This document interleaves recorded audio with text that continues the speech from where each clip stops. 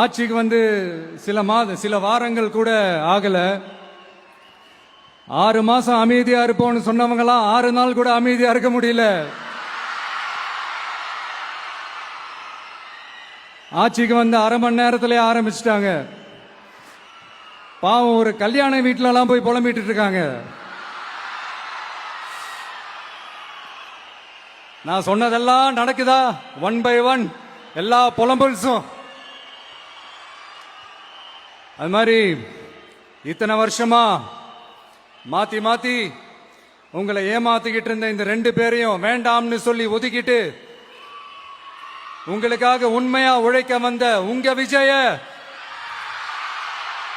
உங்க அண்ணன, உங்க தம்பிய